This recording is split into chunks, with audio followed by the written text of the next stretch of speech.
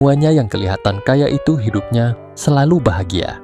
Tapi di balik semua itu, ada kesedihan yang orang lain tidak pernah ada yang tahu. Karena orang lain taunya, kalau orang kaya itu hidupnya selalu tercukupi dan selalu bahagia dengan pasangannya. Namun itu semua salah besar. Contohnya seperti yang aku alami ini. Sebenarnya aku malu menceritakan masalah rumah tanggaku ini di media sosial. Namun aku tak sanggup menahan beban yang aku simpan ini. Mau bercerita ke kedua orang tua juga tidak mungkin. Nanti malah membuat ia kepikiran. Aku gak mau terjadi apa-apa dengan kedua orang tuaku. Cukup aku saja yang merasakan pedihnya perasaanku. Tidak ada cara lagi selain aku bercerita kepada kalian semua para pembaca. Aku memang sengaja menulis cerita ini dalam buku harianku. Untuk mengurangi beban pikiranku, aku memang tidak mau bercerita ke teman-temanku. Justru, kalau sampai aku bercerita ke mereka, sama saja membuka aib keluargaku sendiri. Aku cukup pura-pura tersenyum di depan orang-orang yang dekat denganku, termasuk kedua orang tuaku. Yang terpenting, aku selalu menjadi ibu rumah tangga yang baik untuk masa depan anak-anakku nanti. Suamiku sendiri tidak pernah tahu apa yang sebenarnya aku rasakan selama ini. Yang ia tahu hanya bekerja dan mencukupiku. Namun di balik semua itu, suamiku tak pernah memperdulikanku. Perhatiannya yang selama ini aku harapkan tidak pernah ia tunjukkan. Ia terlalu sibuk dengan pekerjaannya hingga ia lupa akan kewajiban seorang suami, memberikan yang terbaik terhadap istrinya. Memang nafkah lahir tidak pernah kekurangan. Apapun yang aku minta selalu terpenuhi. Bukannya sombong, suamiku mempunyai perusahaan besar di dalam negeri maupun di luar negeri. Akan tetapi nafkah batin yang jarang aku dapatkan dari suamiku, yang membuatku salah jalan selama beberapa tahun ini. Aku dan suamiku menikah sudah hampir 17 tahun. Hanya di awal pernikahan saja suamiku menunjukkan perhatiannya padaku. Tapi setelah kami memiliki momongan, perhatian itu seakan sirna dari suamiku. Entah apa ia bosan denganku. Aku sendiri juga tidak tahu. Sifatnya tidak ada yang berubah. Dia tetap seperti dulu sebelum kami menikah. Ia masih baik, lemah lembut, dan sopan.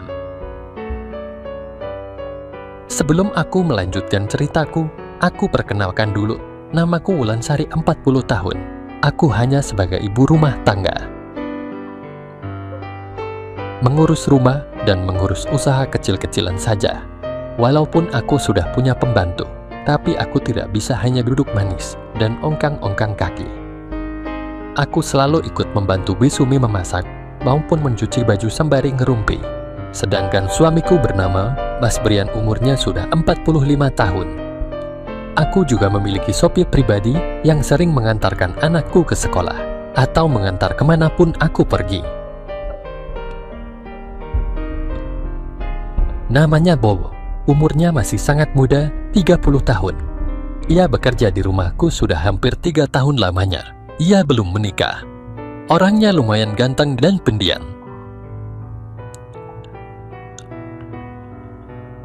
Dikala aku lagi sedih, Bowo lah yang selalu menghiburku. Namun aku tidak cerita padanya tentang apa yang aku alami saat ini. Akan tetapi ia sangat perhatian sama aku. Entah apa karena aku majikannya. Terus ia memberikan pelayanan yang terbaik untukku. Atau juga perhatiannya mengandung unsur lain yang ia sembunyikan dariku. Intinya Bowo ini selalu ada di saat aku galau dan bersedih. Menurutku sih wajar saja, seorang sopir memberikan yang terbaik untuk bosnya. Aku tidak lagi memikirkan masalah itu. Yang aku pikirkan tentang bagaimana caranya mengembalikan suamiku seperti dulu, agar perhatiannya ada lagi untukku, karena aku sangat menyayangi suamiku. Aku selalu menghargai pekerjaannya, dan aku juga mengerti kesibukannya. 1 bulan aku masih berusaha untuk itu. Namun makin hambar rasanya. Suamiku makin sering pulang larut malam dan aku pasti sudah tertidur.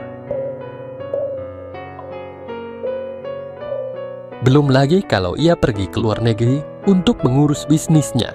Kadang bisa 2 minggu ia pergi meninggalkanku dan juga anakku. Jadinya semakin jarang ada komunikasi antar aku dan suamiku. Akhirnya aku pasrah saja, mencoba untuk ikhlas. Aku cuma khawatir kalau suamiku bermain api dengan wanita lain di belakangku. Itu hanya pikiran jelekku. Aku yakin suamiku tidak seperti itu. Waktu terus berjalan, aku sudah tidak lagi memikirkan hal ini dalam-dalam. Aku berusaha melupakannya dan rileks demi masa depanku. Toh hidupku sudah tercukupi dan terjamin. Yang penting aku tidak dilantarkan sama suamiku. Aku kembali aktivitas seperti biasa. Membantu Bisumi dan juga bersih-bersih rumah. Sedangkan Bowo sendiri sibuk membersihkan beberapa mobil yang ada di garasi. Pada suatu malam aku ingin sekali jalan-jalan di saat suamiku pergi ke luar negeri untuk menghilangkan rasa jenuh di rumah. Aku menyuruh Bowo untuk mengantarkan. Wo, malam ini antarin ibu jalan-jalan ya. Aku ingin shopping sekalian cari makan di luar untuk merefresh otak. Baik siap Bu, jawab Bowo dengan sigapnya. Ya udah ibu ganti baju dulu ya. Kamu tunggu aja di depan. Oh iya ibu mau pakai mobil sedan saja. Kamu siapkan ya, tintaku pada Bowo. Aku memang sengaja memakai mobil itu supaya bisa mengundang perhatian banyak orang. Kemudian aku juga suruh Bowo untuk dandan agak beda dari biasanya. Beberapa menit setelah Bowo menuruti apa yang aku suruh, aku dibuatnya terkejut olehnya. Ia sangat tampan, hingga membuatku terpukau melihatnya. Bowo, yakin ini kamu? Tanyaku masih belum percaya. Memangnya kenapa ya Bu? Apa ada yang salah dengan penampilan saya? Jawab Bowo. Gak kok Bowo, ibu cuma kagum dan gak percaya saja. Kamu bisa setampan dan sekeren itu, ucapku memuji. Ibu Iming, bisa saja. Bowo kan cuma supir Bu. Mana mungkin bisa keren? Sahutnya. Aku masih belum percaya dengan penampilan Bowo malang itu. Padahal ia cuma pakai blazer kemeja putih dan celana jeans dengan sepatu sport. Tapi aku dibuat melongo sama penampilan Bowo saat itu. Memang sih Bowo ini sudah punya tampang keren, tapi biasanya ia hanya berpakaian khas orang sopir. Lalu setelah itu, aku berpamitan dulu sama Bisumi untuk mengunci seluruh pintu rumah. Kemudian aku pun berangkat dengan mobil sedan yang aku punya. Sungguh bahagia sekali aku malam itu. Bisa keluar rumah dan diantar driver tampan seperti Bowo. Ibu kelihatan bahagia banget malam ini, tanya Bowo tiba-tiba. Hah, masak sih Wo? Perasaan biasa saja Der. Memangnya kemarin gak kelihatan seperti ini? Tanyaku balik. Ya begitulah Bu. Intinya beda banget sama yang kemarin-kemarin, sahut Bowo. Iya sih Wo, malam ini memang aku bahagia banget ya, tahu kenapa? Pokoknya hatiku itu senang, sahutku. Ya udah ayo kita berangkat saja, keburu malam, lanjutku. Akhirnya kita berdua pun masuk ke dalam mobil dan segera berangkat. Di dalam mobil kami masih melanjutkan obrolan lagi tentang banyak hal sembari bercanda. Bowo pun sudah tidak merasa sungkan lagi terhadapku. Ia sudah terbiasa, tidak lagi seperti kemarin yang lugu dan sok kalem di depanku. Aku merasakan keanehan dalam diriku, terasa nyaman ketika dekat sama Bowo. Tapi aku masih menjaga imageku sebagai majikannya. Aku sempat bertanya dalam hati, apa mungkin aku ada perasaan sama sopirku sendiri? Tidak mungkin.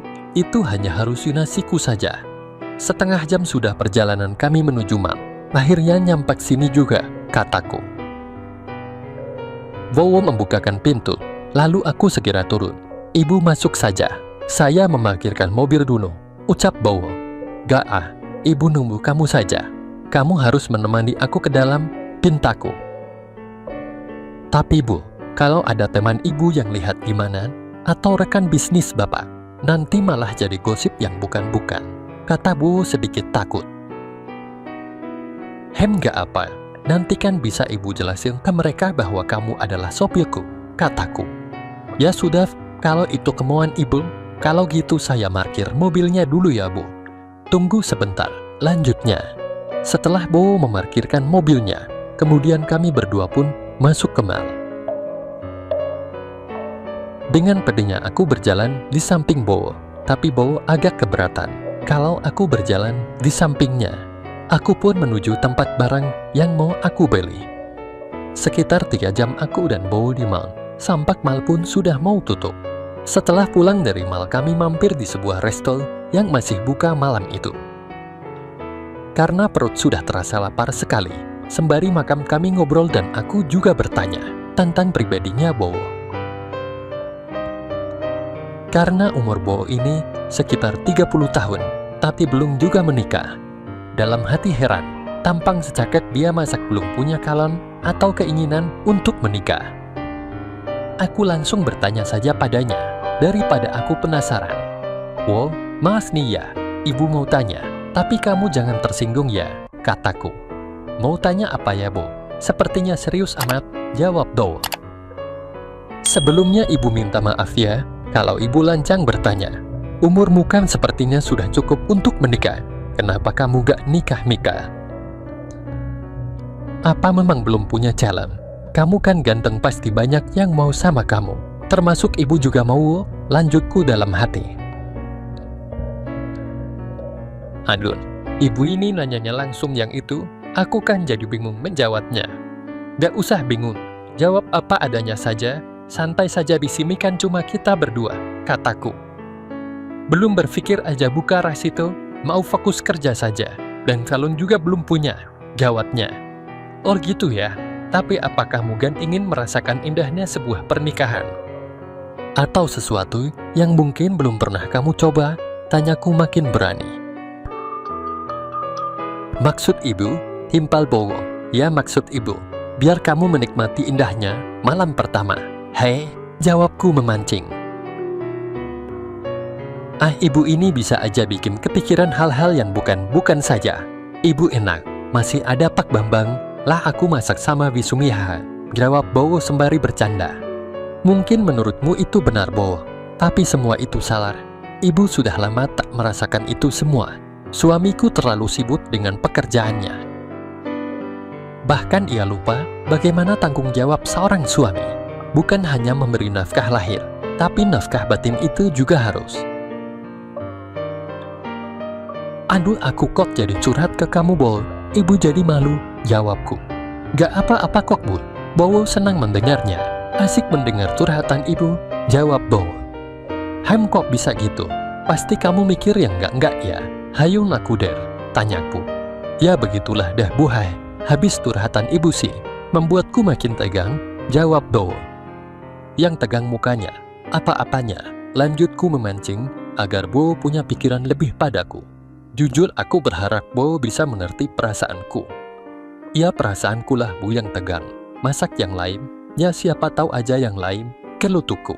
Ibu ini makin membuat suasana tak karuan saja.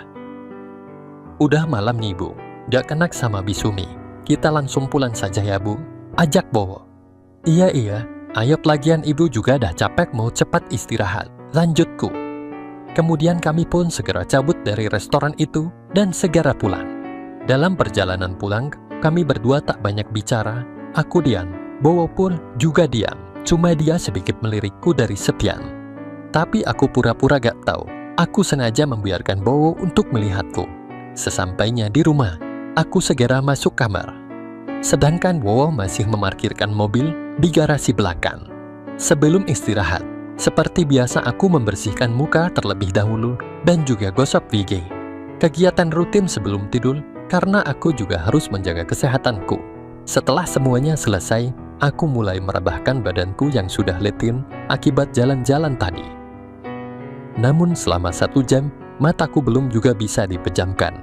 Aku masih saja kepikiran dengan Bowo. Malam itu aku sangat gelisah tidak bisa tidur, sehingga muncul keinginan yang tak seperti biasa. Malam itu aku benar-benar tidak bisa menghambat keinginan itu. Sampai-sampai aku memutuskan untuk melakukannya sendiri.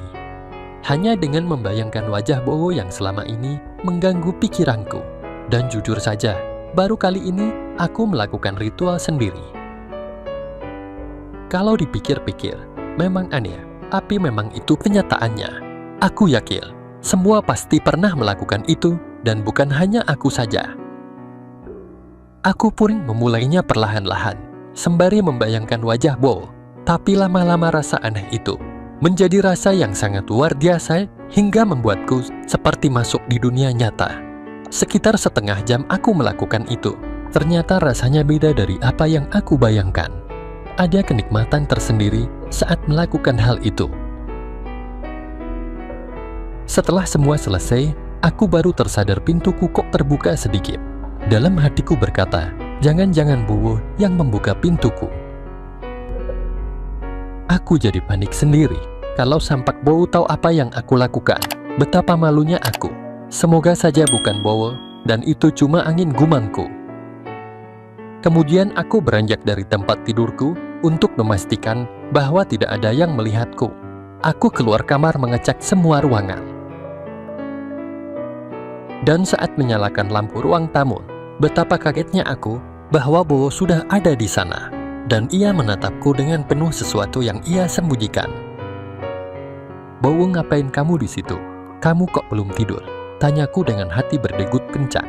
Iya Bu, saya belum ngantuk dan gak bisa tidur, jawabnya santai. Tapi ngapain juga kamu di ruang tamu sendirian? Kenapa nggak di kamarmu sendiri?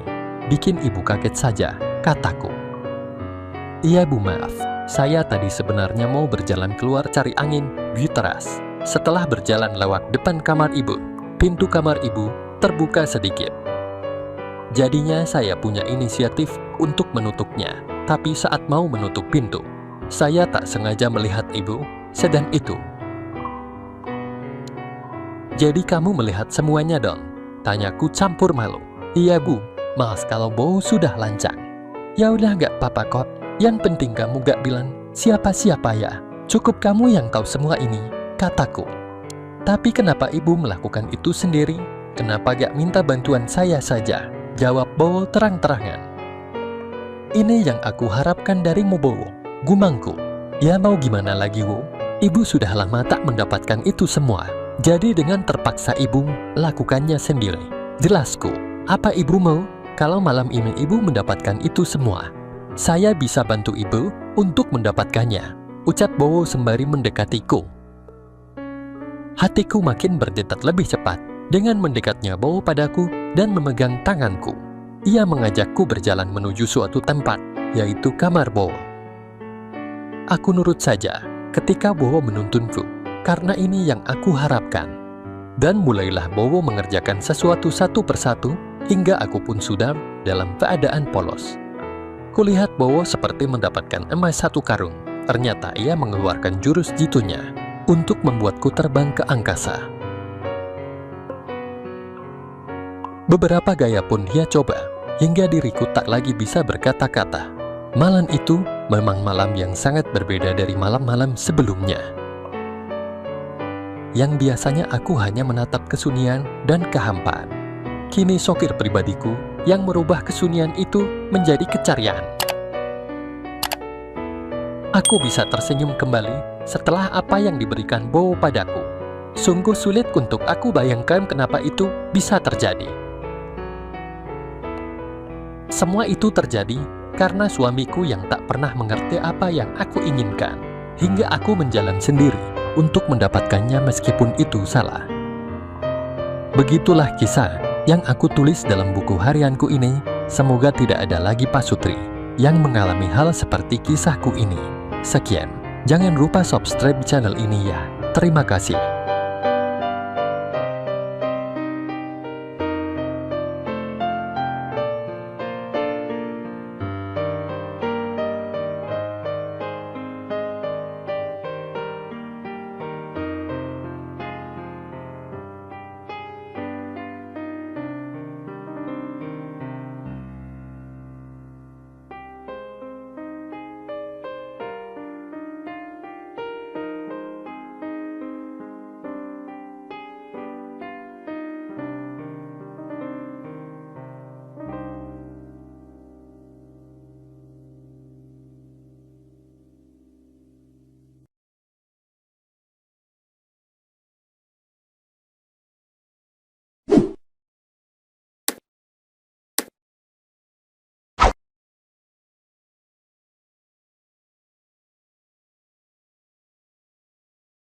kisah yang terjadi antara aku dengan tetangga kosku yang cantik. Dia bernama Safira, berusia 27 tahun, bersuami, dan mempunyai seorang putri. Wajahnya manis khas orang Jawa. Keanggunan dia ini semakin kelihatan dengan gaya berbusana yang selalu berbalut baju longgar dan berjilbab lebar. Tutur katanya halus lembut dan kalem, membuat lawan bicaranya betah berlama-lama ngobrol dengannya. Lambat laun karena kita sering ketemu dan ngobrol bersama, akhirnya tanpa dapat kami hindari, kami berdua pun menjadi sepasang kekasih yang tidak semestinya terjadi. Walaupun Safira selalu menjaga pandangan matanya apabila dia berbicara dengan lawan bicaranya, terlebih kalau lawan bicaranya adalah kaum lelaki. Dia ini baru ditempatkan bekerja di kota di mana aku tinggal atau ngekos itu oleh perusahaan di mana dia bekerja. Sedangkan dia itu sebelumnya tinggal bersama orang tuanya di Jawa Barat, sehingga putrinya yang lucu tersebut diasuh oleh neneknya selama dia kerja di luar kota itu. Sedangkan suaminya bekerja di kotanya sebagai seorang konsultan dan tinggal bersama putri dan mertuanya. Awalnya perkenalan kami hanya sebatas tetangga kos yang merasa senasib karena harus hidup terpisah dengan orang-orang tercinta. Dan aku tak berani macam-macam padanya karena dari pakaian dan jilbab yang dia gunakan menunjukkan bahwa Safira adalah seorang wanita solehah yang sangat menjaga kehormatannya itu. Sebenarnya aku juga dari Jawa Barat dan keluargaku ada di Jawa Barat itu. Pada bulan pertama Safira bekerja masih menggunakan angkutan umum, sehingga dia mempunyai beberapa kenalan yang bekerja di tempat lain, tapi masih satu jurusan. Sehingga Safira dan beberapa temannya ikut menumpang kepada salah seorang temannya yang memiliki kendaraan pribadi dengan biaya bensin dibayar patungan. Pada suatu hari, Safira mengatakan bahwa suaminya ditugaskan keluar pulau, sehingga dimulailah hari-hari tanpa kehadiran suami di rumah ketika dia sedang pulang pada saat libur kerja. Artinya dia semakin kesulitan untuk bisa bertemu dengan suaminya itu. Terkadang, ketika suaminya pulang, Safira tidak bisa pulang. Begitu juga sebaliknya. Tapi selama itu, belum terjadi apa-apa di antara kami berdua. Dan aku masih setia menjadi teman curhat baginya. Bahkan isi obrolan kami berdua itu, semakin hari sudah semakin bertambah saling terbuka. Safira terkadang juga mengungkapkan kerinduannya terhadap suaminya di saat-saat kesendiriannya, di malam hari dan pada saat keinginan di dalam dirinya sedang muncul. Tapi semua itu tetap Safira sampaikan dalam bahasa yang santun. Ketika kami sedang mengobrol itu, Safira bercerita bahwa teman-teman seperjalanannya sudah semakin berani berbicara yang isinya nyerempet-nyerempet ke arah yang berhubungan dengan masalah suami istri. Misalnya menanyakan bagaimana caranya menyalurkan kebutuhannya yang satu itu pada saat suaminya tidak ada, dan kadang-kadang mereka juga suka cerita tentang ketidakbahagiaan mereka terhadap pasangan. Dan Safira meminta pendapatku apa yang harus dilakukannya. Ku bilang padanya, gak usah ditanggapi atau alihkan saja topik pembicaraan itu. Nanti juga mereka akan mengerti bahwa kamu tidak terpancing oleh obrolan itu, dan selama masih bertingkah laku wajar, tidak perlu dihentikan. Itulah saranku padanya. Dari kejadian itu, Safira yang sering tukar pendapat dengan aku dalam berbagai hal, dan dia merasa cocok kalau mengobrol denganku. Akhirnya dia sering juga cerita hal-hal pribadi tentang rumah tangganya yang seharusnya tidak boleh dia ceritakan ke orang lain, dan aku pun melakukan hal yang sama. Sehingga akhirnya kami menjadi semakin dekat, dan dalam diriku muncul kerinduan pada Safira jika sehari saja tidak bertemu dengannya. Dan hal ini secara iseng pernah aku katakan padanya, dan dia pun menjawab bahwa dia pun merasakan hal yang sama. Sehingga dia berkata padaku, apakah yang dia rasakan ini salah? Aku pun berusaha meyakinkan padanya bahwa yang kami rasakan itu adalah sebuah perasaan persahabatan yang semakin akrab dan suatu hal yang wajar. Jika di antara sahabat yang akrab muncul rasa rindu yang mendalam jika tidak bertemu. Dan Safira pun menyetujui perkataanku itu. Pada suatu hari, ketika aku sedang mengerjakan tugas-tugas yang harus aku selesaikan di laptopku, dan pada saat itu, dia datang dan Safira bertanya padaku, "Sam, isi laptop kamu itu ada apa saja, Sir? Pasti banyak hal-hal yang berbau itu ya?" Ujarnya kepadaku. Biasalah, laki-laki, jawabku santai kepadanya. Safira pun tidak bertanya lebih lanjut. Sebenarnya ya Fir, aku tidak begitu suka dengan gambar ataupun film kayak gitu. Aku lebih suka dengan cerita-cerita romantis yang banyak terdapat di internet. Bagiku membaca cerita lebih cepat terbawa suasana dibandingkan dengan melihat gambar atau menonton film semacam itu. Aku biasanya membaca di malam hari pada saat aku jauh dari istriku seperti saat ini. Dengan demikian, biasanya keinginanku itu dengan sendirinya akan tersalurkan, ujarku kepada Safira. Safira hanya memandangku dengan pandangan menyelidik dan berkomentar. "What? Yang benar saja kamu tahu." "Pah," jawabnya sambil tertawa. "Sumpah Devir, WKWK," jawabku sambil tertawa juga. Kemudian aku ambil sebuah cerita yang sudah aku cetak rapi mirip sebuah novel dengan isi cerita yang tidak begitu full, tetapi isinya sangat menghanyutkan dan mampu membuatku berhayal, dan juga mampu membuat keinginanku itu akan semakin timbul pada saat membacanya, sehingga aku tak bosan-bosan untuk membacanya. Novel itu kemudian aku serahkan padanya sambil berkata, "Kalau kamu tidak percaya, nih baca saja sendiri, tapi jangan dibaca di sini. Bisa bahaya entar hei. Bawa saja dan baca di kamar sambil tiduran dan membayangkan suamimu," ujarku kepadanya. Dengan ragu dia memandangku. "Ayo Fir, ambil saja, bila akan ada yang tahu ini. Lagi pula ini kan hanya bacaan dan gak ada gambarnya pula," ujarku sambil menyerahkan cerita romantis itu. Akhirnya dengan ragu dan agak malu, dia menerima juga cerpen itu dariku. Pada keesokan harinya, setelah pulang kerja, dengan tergesa-gesa, Safira menghampiriku di dalam kamarku. Seperti ada sesuatu yang dia tahan-tahan dan ingin segera dia katakan padaku. "Sam, benar gula ternyata kata-kata kamu kemarin itu. Aku sampai nggak bisa menahan keinginanku akibat membacanya semalam. Wih, ternyata isinya menarik dan membuatku ingin banget," ucapnya jujur sambil malu-malu. Maklum dia adalah wanita berjilbab yang biasanya segala tingkah lakunya selalu dia kendalikan dengan baik. "Kalau kamu mau membaca cerita yang lainnya, ya sudah baca langsung saja di laptopku ini. Karena aku belum sempat mencetaknya, nih silahkan," ujarku kepadanya seraya mencarikan cerita yang sangat menarik untuknya. Dia pun setuju saja dan duduk di hadapan laptopku untuk membaca cerita itu. Pada saat itu, memang masih banyak orang yang belum bisa menggunakan laptop, termasuk salah satunya adalah Safira itu. "Sam, kamu jangan jauh-jauh Dam. Beritahu aku bagaimana cara menggunakan mouse dan bagaimana cara memindahkan halaman demi halamannya," ujarnya padaku. Maka dengan ragu-ragu, aku bergeser duduk tepat di belakangnya untuk memberi petunjuk pada Safira.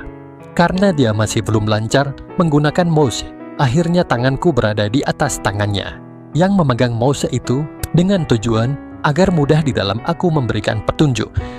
Dat likdupser, serasa aliran darahku mengalir begitu cepatnya ketika tanganku menyatu dengan tangannya itu. Safira secara refleks dengan pelan menepis tanganku itu. Tapi sebenarnya dia sadar bahwa tanganku itu tidak bermaksud terbuat yang tidak-tidak. Dia sadar kalau aku hanya ingin membantu menggerakkan mouse dan melakukan klik atau drag saja. Walaupun nampaknya dia merasa risih jika tangannya bersentuhan dengan tanganku. Dia kemudian mulai membaca cerita romantis itu, paragraf demi paragraf, dan terlihat tidak risih lagi. Ketika tanganku menuntunnya menggerakkan mouse itu, bahkan kadang-kadang tangannya yang berada di atas tanganku. Aku pun tentu saja turut membaca cerita romantis yang tertera di monitor itu. Kebetulan cerita romantis tersebut menceritakan kisah dua insan yang kondisinya mirip dengan kondisi kami saat itu. Sehingga nampaknya Safira sudah mulai terbawa oleh alur cerita yang dibacanya itu. Hal itu dapat aku rasakan dari penggangan tangannya ke tanganku. Yang aku rasa semakin lain, yaitu seperti mengalus. Kemudian aku dengar deru napasnya yang terasa berat, serta Safira sudah mulai berkeringat. Aku pun sebenarnya mengalami hal yang sama saat itu akibat membaca cerita itu. Tapi bagaimana caranya agar aku dapat melakukannya dengan Safira yang aku hormati karena keimanannya itu? Sebenarnya sejak dia sering curhat padaku, di hatiku sudah timbul rasa suka dan sayang padanya. Bukan rasa sayang sebagaimana layaknya sahabat, tapi lebih dari itu, rasa sayang terhadap seorang kekasih. Sering aku membayangkan betapa bahagianya aku jika saja aku dapat melakukannya bersama dengannya. Tapi bayangan itu selalu aku tepis dan aku jawab, tidak mungkin seorang wanita cantik berjilbab mau melakukannya dengan selain suaminya. Tapi pada saat seperti ini, nampaknya keinginanku itu seperti diberikan jalan. Ketika seolah-olah tanpa sengaja TV-ku aku dekatkan ke TV-nya, seolah-olah ingin membaca tulisan yang terdapat di monitor itu. Safira hanya diam saja, bahkan ketika tangannya yang memegang mouse itu, aku beri gerakan yang punya tujuan lain pun. Terlihat Safira malahan memejamkan matanya seolah-olah menikmati, dan angannya seakan telah melayang akibat cerita yang sedang dibacanya dan dia bayangkan itu. Agil, tanpa sadar Safira bersuara kecil, disusul dengan tarikan nafasnya yang sudah tidak stabil. Aku melihat dia sudah mulai gelutisan, aku pun mulai bertekel. Ternyata yang Safira tadi katakan benar adanya, yaitu tentang hebatnya pengaruh dari akibat membaca cerita itu, sehingga membuat dia tidak bisa menguasai dirinya lagi. Aku yang pada saat itu juga sudah terpengaruh dari cerita dan dari dekatnya aku dengan Safira saat itu pun mulai memegang tangan kirinya dan Safira semakin memejamkan matanya. Dengan berdebar-debar dan perasaan takut kalau dimarahi olehnya, aku pun semakin memberanikan diri untuk memulainya dari belakang. Dan ternyata dia tetap memejamkan matanya. Kesempatan bagus nin, batinku. Dengan semakin nekat, aku pun mulai mengarahkan wajahku ke hadapannya. Awalnya dia seperti yang kaget dengan kedekatanku itu, tetapi dia lagi-lagi tetap diam. Aku yang merasa mendapatkan lampu hijau itu pun semakin berani untuk melanjutkannya ke arah yang semakin menjanjikan itu dengan nafas yang tak karuan. Sungguh tidak aku sangka, ternyata Safira mulai membalas apa yang aku kerjakan itu dengan mata yang tetap terpejam. Balasan yang disuguhkan olehnya sungguh luar biasa. Aku benar-benar tidak menyangka kalau wanita berjilbab lebar ini demikian lihai dalam hal ini. Ataukah memang benar adanya bahwa sebenarnya mereka yang suka berpenampilan layaknya Safira ini mempunyai keinginan yang begitu besar, sehingga begitu mendapatkan kesempatan jadi tak terkendali. Pada akhirnya, kami sudah tidak lagi memperhatikan monitor laptop itu lagi, tetapi lebih asik dengan kenyataannya, bukan hanya yang ada dalam cerita romantis itu. Kami dalam kesempatan itu sangat lama hingga aku sampai pegal karena terlalu lama membungkuk. Aku tarik Safira ke atas agar dia berdiri dan aku dekatkan ke dinding di sebelah jendela, sehingga mataku masih bisa memperhatikan keadaan di luar kamarku. Semakin lama, Safira tampak semakin mengharapkan adanya penyelesaian. Dengan perlahan, aku bimbing lagi dia untuk ke bed. Rupanya Safira sudah sangat terbawa oleh suasana romantis itu, sehingga membuat keinginanku pun semakin meningkat jadinya. Safira mulai kehilangan kendali dengan terus bergerak dan bersuara dengan suara yang semakin keras. Aku pun takut dan berpikir, apakah aku telah menyakitinya? Maka sejenak aku hentikan apa saja yang aku lakukan padanya itu. Safira pun segera berbisik dengan suara yang terbata-bata, "Jaga, jangan berhenti Sam, please." Aku pun semakin khawatir saja kalau suaranya itu dapat didengar oleh orang di luar kamarku. Maka aku bisikan sesuatu kepadanya, "Safira, jangan kencang-kencang suaranya. Aku takut suaramu terdengar orang lain. Bisa berabe di antar." Dia memandangku dengan pandangan yang tak rela. Mungkin dia ingin menghayati saat indah itu semaksimal mungkin. Tapi akhirnya dia dapat memahami akan kekhawatiranku itu dan mengangguk setuju. Tetapi dengan gerakan yang terburu-buru, seperti yang sudah tidak sabaran lagi karena merasa lapar. Safira berusaha membuang penghalang yang ada. Aku pun yang melihat itu segera saja ikutan. Spontan aku menjadi terpana ketika melihat apa yang selama ini hanya ada dalam bayangan, dan hayalku itu sekarang tampak begitu nyata dan dekat, serta bisa aku miliki sepenuhnya. Tidak pernah aku bayangkan seorang wanita berjilbab lebar dengan demikian, yang selalu menutupi itu dengan penuh bersemangat sedang berusaha memberikan kesenangan itu kepadaku sedemikian hebatnya, sehingga membuatku benar-benar melayang-layang dibuatnya. Aku yang sering mendengar keluh kesahnya, kalau sepertinya Safira begitu kekurangan. Dari pemberian suaminya itu pun bertekad harus bisa memberikannya semaksimal mungkin. Tak lama kemudian, Safira pun mulai memberikan kode padaku dengan menarikku agar berada di atas. Seraya dia memberikan jalan itu luas-luasnya bagiku untuk masuk. Aku pun cepat tanggap dan penuh kasih sayang mulai mengaburkan keinginannya itu. Dan ternyata betul-betul sangat luar biasa apa yang aku peroleh pada saat itu. Sedangkan Safira rupa-rupanya juga mengalami hal yang sama seperti yang aku alami saat itu. Sehingga dengan penuh semangat, dia pun memberikan balasan dari bawah dengan penuh kasih sayang. Tiba-tiba Safira bergerak, sehingga aku terguling ke pinggir. Dan dia beralih demikian. Sungguh luar biasa jurus yang dimiliki oleh Safira ini, batinku senang. Namun, tiba-tiba saja, dia semakin cepat tak terkendalikan lagi. Hingga akhirnya dengan mata yang menutup rapat dan gigi yang terkatup rapat, yang mana pada saat itu aku juga sudah hampir sampai pada tujuanku. Akhirnya secara bersamaan, aku dan Safira pun telah mendarat dengan sangat tepat waktu, dengan sangat sempurna. Sungguh perjalanan yang sangat luar biasa indahnya, apa yang baru saja aku alami ini. Kemudian suasana menjadi hening, hanya terdengar suara nafas kami berdua yang perlahan-lahan mulai teratur pelan, dan kami benar-benar seperti orang yang tidak sadarkan diri selama beberapa saat. Entah berapa lama ketidaksadaran kami itu terjadi. Hanya dalam setengah sadar, aku rasakan Safira bergeser dan akhirnya kami tertidur lelap. Betapa beruntungnya aku, karena telah mendapatkan sebuah kesempatan yang sungguh luar biasa dan melelahkan dengan seorang wanita berjilbab. Semenjak kejadian itu, aku dengan Safira selalu mengulangnya. Bahkan akhirnya kami memutuskan untuk berpindah kosan dan mengaku kalau kami berdua adalah sepasang suami istri. Dan benar-benar nasib lagi mujur, pemilik kos kami yang baru itu tidak banyak tanya ini dan itu. Percaya saja kalau kami berdua itu pasangan suami istri. Sehingga sudah bisa teman-temanku tebak apa yang setiap hari terjadi antara aku dengan Safira itu di demikian yang baru itu. Tetapi untung tak dapat diraih.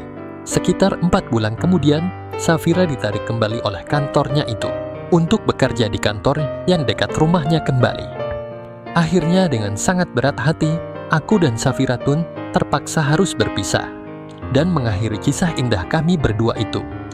Semenjak itu, aku menjadi merasakan betapa hampanya hidupku tanpa adanya Safira di sisiku lagi. Safira, kapankah kembali kita bisa bersama? Batinku setiap malam menjelang aku tidur dengan menatap langit-langit kamar kosku itu. Demikianlah kisah yang aku ceritakan ini. Semoga teman-teman terhibur, dan semoga Safira juga membaca ini dan mengingat aku kembali. Terima kasih.